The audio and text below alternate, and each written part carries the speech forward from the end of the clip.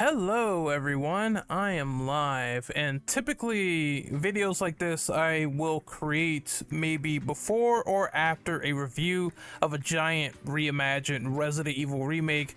Resident Evil 2, Resident Evil 3, and Resident Evil 4 had content that was left on the cutting room floor, and I wanted to explore that, discuss that, and give my overall opinion as to what is going on. There's also sometimes a plethora of beta concepts that really didn't make it from the concept art, the idea page, to the final game, the Gold Master. And I wanted to cover what I know so far that's been changed in Resident Evil 4 Remake. There's not a lot of beta concepts pulled over. I do remember that there was complaints of people saying they should have brought over the hallucination build from the past, or they should have used elements from Hookman. And I just think that if you're doing a remake based on the final copy of RE4 that came out in 2005, then those beta concepts aren't going to work in translation. I know people want to see Hookman, I know people wanted to see the ghost come back and everything, but that was part of an entirely different game that they were aiming for Resident Evil 4. So I would love Capcom to recreate that and make that into its own new survival horror IP. It's just something that didn't carry over into this remake, unfortunately, outside of small little key micro elements like Leon seemingly retaining his beta jacket. It looks like his beta jacket, where it's a little bit more puffier in the Resident Evil 4 remake this time around. Otherwise, that's it. Now, let's get into this list of cut content, and I know how people feel about cut content or alterations in Resident Evil. First and foremost, here we have this list, and the guy is saying they cut out incendiary grenades. These were grenades that would set ganados and people on fire. They were kind of the weaker side of grenades, I'm not going to lie. Obviously, frags were much stronger, but if you needed to stun an entire horde of ganado in the original Resident Evil 4, they were beneficial for sure. This was great for hordes trying to get those ganados off your back that ran in like 3 or 4 packs. Very beneficial there, but for killing you might want to use another grenade or maybe a flash grenade to get stuff fully off your back. That's how I felt about incendiary grenades. Do I miss them? Somewhat, but in the grand scheme, did it break the game for me? No.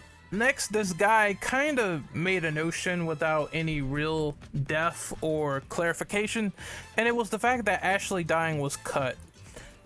I think you meant to say her health bar was cut. In the original Resident Evil 4, she had a health bar that had to be monitored, and you had to give her herbs in order to heal her or increase her health, just like Leon. And if that health depleted, she would die right there. So he wasn't really clear, but Ashley still can die in the remake. She just basically gets downed, and then if there's like another explosion, or if Leon shoots her, or if something happens, if an enemy is like winding up, tries to hit you, but they hit her instead while she's in a down state, then Ashley will die in the remake. She can die in this one, and I don't get why he said she couldn't. Next, we have the tram ride. This was when you went, and I believe there's a merchant down there in the caves and everything. It's the Gadola ride, where you could get on the tram and the enemy Ganado would try to jump on it and then kill you by knocking the Gadola off the cart, so to speak, the wire cart. And I think you could snipe enemies here. From what I remember, that's kind of how you got them off. I remember knifing them too. It was a small little kind of hokey and fun segment that really didn't make or break the game, since it wasn't re-included in this remake. Breakable doors. This is something that I actually miss. I miss shooting enemies through doors, because some people might say, oh, why do you miss this? It gives you a tactile position to see them through doors and objects if they're trying to break through, whereas it's gone in this one, so I kind of do miss it to an extent. Next, we have the PRL gun. This is the Plaga laser removal gun that I think was featured in Resident Evil 4 for the PS2. This gun was basically a charge gun. So think of your Mega Man X Mega Buster. You charge this fucker up, and then you shoot all the enemies with it, and it emits a ray of light. If that ray of light touches anything close to it, then the host that has a Plaga will die. It doesn't work on everything, I believe, but anything with a Plaga, from what I know in my memory, will perish if they get hit by this gun. I mean, you're taking away a weapon. You're taking away a fundamental weapon that they implemented in the game, and of course, naturally speaking, unlike the incendiary grenades, this gun was kind of cool, where you could just get this in-game killer and just blow the shit out of everyone. So I do miss it.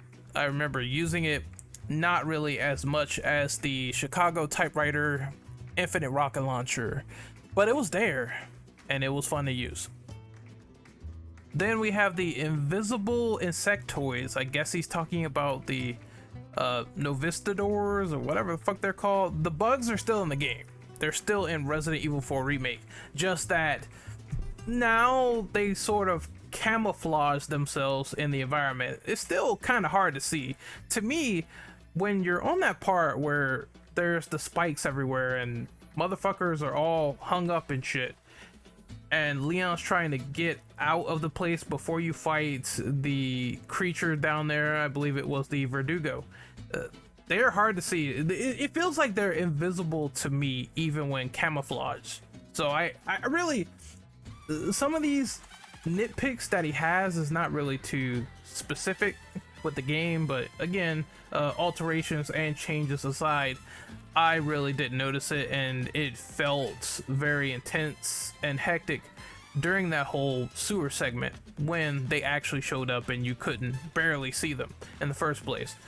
It was cool though that they could camouflage themselves as rocks, but they stick out like a sore thumb, so you just shotgun them and be on your merrily way. Next up is the Cultist Spinning Blade Vehicle. This part, I remember this.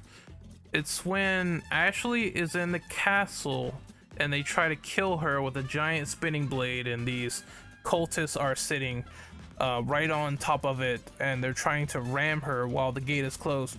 So you have to go around the other way, release it, get Ashley out. I would say the removal of this feels relatively inoffensive. In the original game, it's by the numbers routine, it comes and goes. Therefore, I didn't really have a problem once again with this being removed. I would say that RE4 was the ideal circumstance of a remake where if you take something out, you're putting in something to replace it, and normally 8 times out of 10 they decided to do that with this game. Let's move on to the next one here, and he says the split path where you choose between the Chainsaw Sisters or El Gigante. I do actually miss this part because it gave you 2 options. Whether you go, it's after the village fight in the cabin and everything, I believe.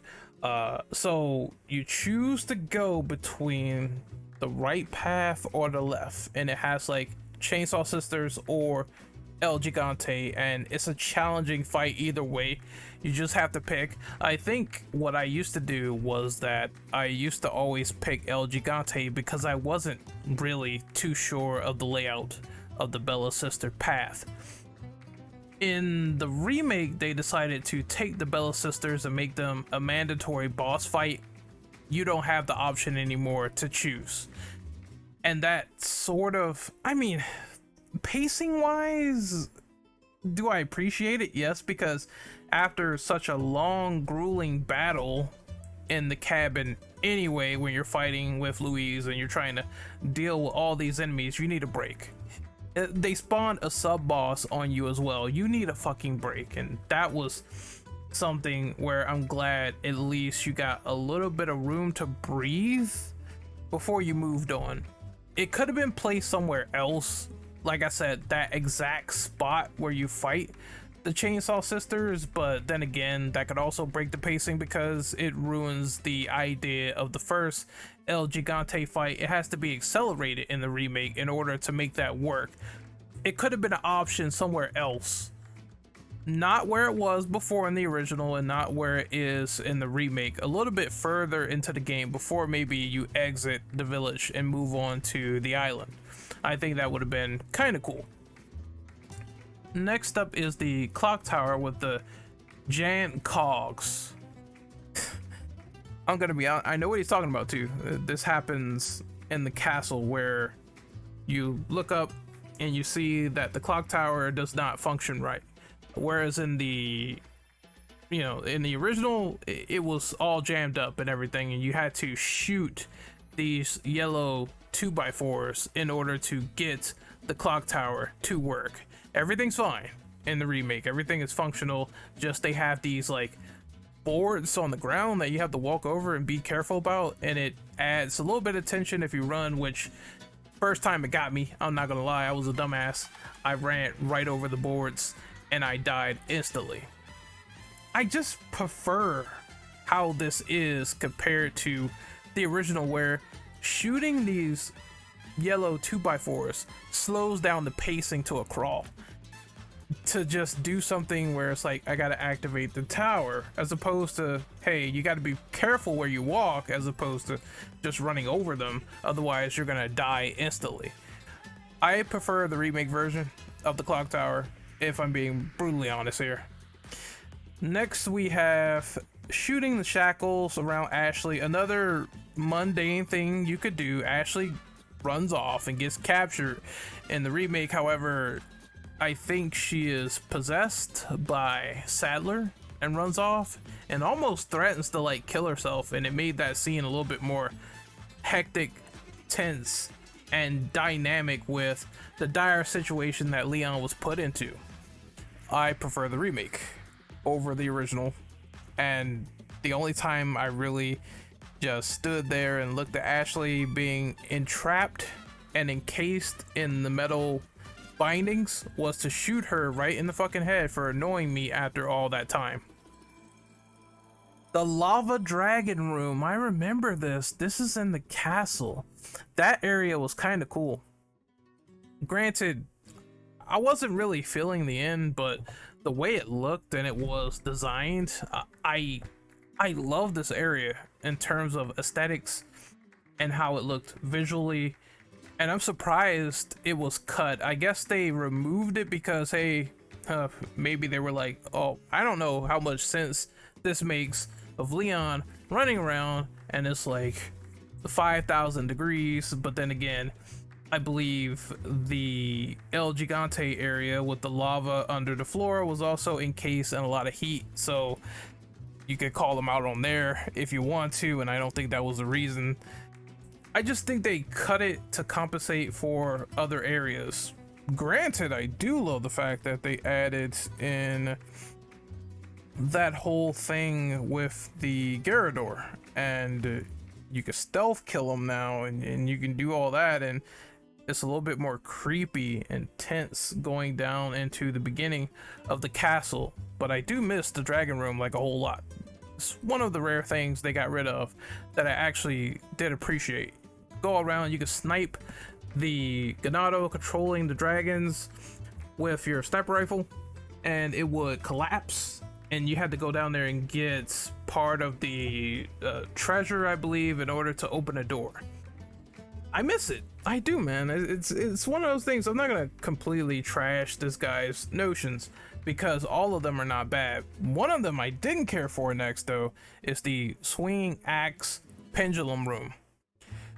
This was in the castle where you see pendulum swinging back and forth, and if Leon touched one of them, he would die instantly. I found them to be brain dead, to be honest, because they could be easily avoided. The only way you're gonna die is if you're really not paying attention. And I didn't get a sense of urgency when jumping through them, over them, and running through them. It just seems like one of those situations where it might be a beginner's trap at first if you don't know the controls and how they operate, but veterans of Resident Evil 4 are barely going to die to this segment unless they get really, really unlucky. Next, we have the truck driving Ganados. This was the Ganados in the truck when you could snipe them once you're exiting from the village to the castle. It's cool they showed them that they were competent enough to drive, like that they were smart. They had a brain in their fucking head. They took a piss on the floor, of course. No, they took a piss in the toilet and Leon said, hey, they're actually cultured and civilized, go figure. But I mean, it was fun having that part, and the most fun I had is putting Ashley in front of the truck, letting her get hit, and then shooting the driver before the game ends. Or does the game end and Leon gets like creamed by the truck anyway? I don't know, I forget.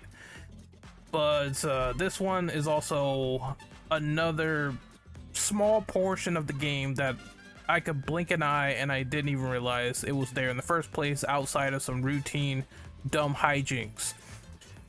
Let's see, what do we have there? The island trash yard crane. This crane could be used to put enemies in the dumpster. It was a fun little mini game during the island segment where you could pick up enemies with a crane arm, deposit them in a dumpster, and then eventually after you grab like maybe a few of them, they would lock the container and then the enemies would flood the room and you have to fight them. I remember this. Again, it's one of those dumb fun segments that happened that was kind of funny. Throwing like two dudes in the trash. It's like oh man, that's so great. It's like, it's funny, don't get me wrong, but it's such a minor piece, a minor portion to that whole segment. What they decided to do in the remake was they put the emphasis on this area being like dark, and you had to go through and hurry up and activate all the codes, while Ashley could also kill like one of the regenerators down in that little trash bin segment for the original. And they completely took it out. But what's there, I mean, it's mostly the island is the same thing. That's like after, that's a little bit after that segment, I believe, where you'll be fine if you landed on your butt. That's what Leon says when they finally jump into the trash compactor. So there is a waste dump, a little bit of a waste dump down there, but it's not as significant as the first portion now that I remember. And I don't miss it. I don't miss it. I don't think that its existence was funny at best before you had that battle, but everything else is relatively almost one for one with the island. It felt like it didn't change that much at all, so I'm surprised it's actually missing in the first place. Next we have the chainsaw Ganado beheading Leon, and I kind of agree, that's a little bit disappointing because the new death animation is not as good as the original, where it's like he cuts off your fucking head, man. Of course Leon can get his head cut off. There were people trying to look at it and say, oh my god, the animation's not there, this game is brutal, but there's gore galore. In Resident Evil 4 Remake, I seen Leon executed, I seen his head get fucking chopped off by an axe, I've seen this man bisected, and some other deaths. Obviously the Novistador death is not as brutal as the original, so it goes hand in hand with the things they added and the things they altered up. Still a pretty brutal game. I do miss the quick time event deaths, and that's one segue that I could sort of mention. The QTEs and the cutscenes are now gone, and I think most people would agree playing the original Resident Evil 4 that they kind of got tiring after a while. It's multiple sort of stretches that this guy mentions, like the boulders being gone and the QTEs, but were the quick time events really that special outside of the Krauser knife fight? Come on, man. Come on, man. And maybe the segment with Mendez and the little midget Salazar, where you like throw the knife into his hand and shit, and if Leon doesn't dodge, then he gets stabbed in the neck. Outside of those small moments, and obviously the big knife fight, clearly, the QTEs and the cutscenes really was press X to die. That's it. And I love RE4 OG, don't get me wrong. This is not me just crapping on RE4 OG in favor of the remake. There's things I like, things that could have been added back, but didn't break the game for me. I just didn't like the QTEs in the original. I felt like that's one of the things that you could actually rip out of that game and nothing of value was lost outside of the knife fight. Keep the knife fight in the original and then rip out the QTEs of the boulder running and everything. I would not care at that point. I would be like, okay, cool. I don't have to mash this button and press X to not die. I only like QTEs in games like Shenmue, where it actually felt kind of fun, but they went overboard with this idea of just mashing and mashing and mashing. Is just so overboard. I'm glad they're gone and they've been substituted for more high octane cutscenes where you can still feel the same tension without pressing the button. Let's move on here. And like I said, I don't like the fact that the chainsaw beheading is gone, because what is there now is just he plunges the chainsaw into Leon's back sometimes, or his front through his chest. Although it's fucking gnarly when he does actually take the chainsaw in the remake, Mr. Salvador, and he takes it and he slides it slowly up while grinding through Leon, and then it goes right through his head. That's still pretty fucking hardcore. I love it. Next we have the underground desert area. This is where you see it's a clusterfuck down here in the original. I do remember it. It's when you see the little wriggly plaga down there in the desert ruins. I think this is a little bit before or after Leon chokes Ada out because he's succumbing slowly to Las Plagas. And there's Ganado here, there's baby Plagas here, there's the chainsaw guy in here, bear traps. It's a big giant mess. I think they took this area out, and I don't know how you could modernize it without it feeling annoying or tedious in the slightest. And Resident Evil 4 Remake is already kind of tedious with the fact that basically if you get grabbed or touched, or if someone just completely throws a tomato at you, you're gonna get stun locked to death. I prefer it not being in the game. Next is the robot enemies that will spawn when Krauser programs them. In a way, he has gun turrets now. It's quite not the same. The robots will explode if you get close to them. I do remember that. I do remember them being there, but considering it's gun turrets and you're fighting Krauser, and that segment is more or less still very similar and unique to the remake, with the way they add things like Krauser being in the underground and attacking you, and also him, you know, taunting Leon talking shit back a little bit more often than not. It was great. It was great how the remake did it, and I can't really complain too much about robots being gone. Okay, so he put mercenaries here, right? Now, in a way, I can understand some of the issues, the critique here, because it's not a complete rendition of mercenaries as we speak at the time of this recording. I'm saying this because there's no Ada and Wesker, even though they got data mined to death in Resident Evil 4 Remake. They are there, fully playable and everything. Like, modders made them work. We have mercenaries though. They did decide to add it. They were straight up and said it's going to be added a little bit post-launch, and they did it, but it's not complete yet. I think that's the real constructive critique there. Where are my other two characters? Where are they? I need to play as the man Albert Wesker, and they're also missing, I believe, some stages because of it. No doubt they're going to repackage Mercenaries with not the mode itself, but at least that missing content. They're going to repackage it and put it into Separate Ways, and he said that Separate Ways is gone. I take issue with this. First and foremost, in the original base Resident Evil 4 for the GameCube, there was no Separate Ways. It didn't exist.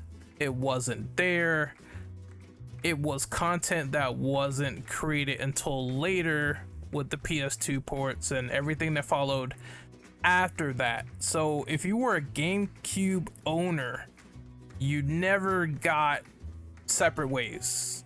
It was exclusive to the PS2 back then, before it got ported to every console under the sun, because Capcom was like a cheap whore spreading that ass and just putting RE4 and everything. Like Resident Evil 4 was certainly spread out like a night on the town. That's kind of how it went with that game. I'm sorry. Either way, Separate Ways was not in the original release. It was only in the PS2 release. That was a re-release of RE4 ported over to another platform to have new content. Separate Ways is coming as DLC in RE4 Remake. I treat it as post-launch DLC because that's how we got it in the original, except we had to buy a completely different version of the game in order to play it. So there is that difference there, but it is a post-launch piece of content, just like it is for the remake. It's coming, we just don't know when. All right, I'm moving on here. I'm doing this live, so give me a second. Give me a second to find this guy's post again because I lost it. Unprofessional, I know. Okay. Assignment Ada being gone. I'm gonna be honest, people. I'm gonna be really frank with you. Assignment Ada was weak. I didn't like it. I didn't like it. You're on this fetch quest to get all the samples with Ada, get on the helicopter and leave. It was just a diet nothing burger of a mode. It was just something to play that was there, and that was it. Of course, there's going to be people who have the affinity to that mode discovering what it is, but it really didn't do anything impressive. It was just a mode that was there that you could play to do some collectibles, and that was it. It wasn't as in-depth as Separate Ways, so I could see people wanting that. It had a lot more, I wouldn't even say a lot more, but it had a little bit more going for it than Mercs. But Mercs, you could play with Albert Wesker, fucking Hunk, Krauser, all the other characters. So there's that. You're just playing as Ada on that one path to get all of the samples, and that's it. I didn't find it that entertaining. Honestly, I could live without it. I really could. Same for the killable merchant. Why would I want to make the mistake of being drunk and shoot this guy in the head like I did in the past, and then, oh no, my weapons are locked out, right? You don't have a killable merchant if you're not sober. Therefore, I'm glad that they made, because I was an idiot, I shot him while I was drunk, but they made him idiot proof in this game, and I was really stupid on my drunk playthrough of RE4. I'm glad that you can't kill him now, although it led to more speculation when you could shoot the merchant in the original. Oh, is he a creature? His eyes are like orange. Is he infected with the plagas? That part was interesting. Not so much just killing him, but the idea that he's infected and something is clearly wrong with him. and people were speculating and talking about it and discussing it. And I think maybe that could have been like a nice jump scare. You fight some new form of a Plaga if you kill him, and he respawns, or he kills you, or they could have done something there. I don't know. I'm just spitballing ideas if they were to bring that mechanic into here. But I think the merchant now is just too dynamic with the gameplay in order to remove them. Let's see, we're winding down, so I'm gonna make this quicker. Laser sight aiming as a core mechanic. It's only on handguns now, so of course I believe that there was lasers on other guns in the original. This didn't bother me too much, although I don't think I have the laser sight yet, even though I've been playing this game for like hundreds of hours. I never had enough spindles to get it. I just bought other shit like the tickets. Ballistics being gone, of course. This is a Coomer answer, the gamer that plays with the controller in the left hand and the joystick in the other. I don't really care about the fact that they got rid of the sexual references in RE4. If anything, the sacrificial lamb of that came in lieu of the characterization being stronger for Ashley. So Luis, you know, he ain't hound dogging her no more, but he's trying to mac on Ada and Files. It's different, but what is there is good. And even Luis got like a significant upgrade. I rather prefer character upgrades as opposed to people just being blasted and annoyed that Ashley just can't have her skirt looked under anymore. Stronger characters for me, stronger story for me, more believable tension for me. It's nothing inherently wrong with fan service, but it doesn't need to oversaturate the game to the point where I say it's a 0 out of 10 because no ballistic line. It was just a stupid thing that I'm sure kids didn't even know what the fuck they were talking about back then. Oh, ballistics, titties. You know, it's just something dumb that was said that we thought was cool for like the time period that this game was released. That's it. But now we have better storytelling for these characters, and I believe Ashley and Luis are two characters that got upgraded and accommodated for. The Gatling gun, cultist room. Oh, okay, so that part is, I remember that part. That's the part where you're in the castle and guy with a Gatling gun shooting at you. There's a bunch of enemies and it's a guy with a rocket launcher. Another goat rope entanglement. In my opinion, the enemies everywhere, a lot of core shit to deal with. I don't really miss it, but it was a cool little tiny segment for what it was. A nice action chunk to get you into the rest of the game, the flow of the game. Although it's been enough segments and Remake to make up for that particular room. Therefore, I don't have a problem with it. And the last thing that this guy is really mentioning is the removal of the laser room and the alteration of the throne room. I believe the throne room was moved from the island to the castle. Laser room was obviously influenced by the Resident Evil 2002 movie with Mila Jovovich and the ragtag group that went into the hive, and they got all chopped up into confetti, spaghetti, the works, meatballs, everything. That scene probably had some influence on RE4, and then it moved over into Umbrella Chronicles because there's also a laser room scene, ironically. It's iconic. It's something that probably kind of is a rarity that it migrated possibly from the live action movies to the games, and Leon's doing like all these cool backflips and it's awesome, and just action movie machismo. It's so fucking cool, that entire scene. So I do feel the pressure, the pain of that being removed. That being said, the throne room is just located somewhere else, so it's not really taken out of the game, it's just in a different place, and I'm not really too torn up about it. Either way, this is Renegade Operative signing off. Hopefully you guys enjoyed this video of me talking about all the cut content within cut altered content. within Resident Evil 4 Remake and giving my opinion on what I miss, what I don't miss, and everything in between. I thought this video once again was a good discussion, and hopefully you enjoyed it. I will link all the other alterations they did with Resident Evil 2 Remake and Resident Evil 3 in the description below, so you can see my thoughts, reactions, and opinions on everything I discovered so far. I will see you guys next time. Later.